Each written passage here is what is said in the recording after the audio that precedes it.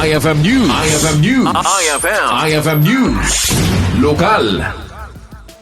Sinelebraran na iti probinsya nga Ilocos Norte iti Maika sa gasot kadwa a Panagkasangay iti National Living Treasure ani Nana Magdalena Gamayo. Ni Nana Magdalena akat nangipaidayaw kan legasiya iti probinsya, babaan na iti panangyam amuna iti Panag-abela kang ronaan na iti ili na apinili. Narugi ni Gamayo nga agap-abela iti agtawon dayto iti 16 kan iti tumaenga ket ininot ana ipasay talento na kada iti sumarsarono nga henerasyon na.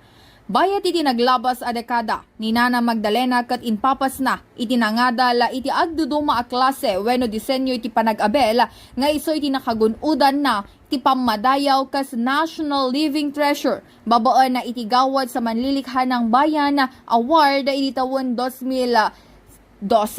Nakipaseta ni 2nd District Congressman Angelo Marcos sa Barba iti selebrasyon na kaditoy anagyamanan na ni Nana Magdalena. Gaputa agserserbi daytoy nga inspirasyon kada iti young artist.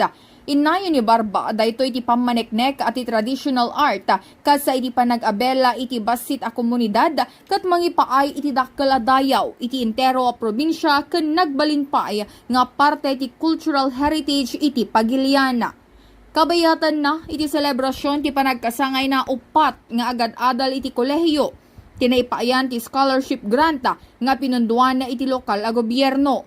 Dagiti estudyante kat agdama ang mga alala iti kurso a Culture and Arts, Local Heritage, Tourism kanda dumapay a kalinya a kurso.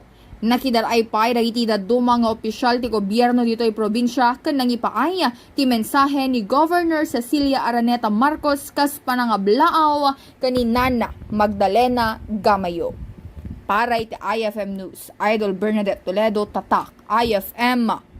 IFM News. IFM News. IFM News. Lokal.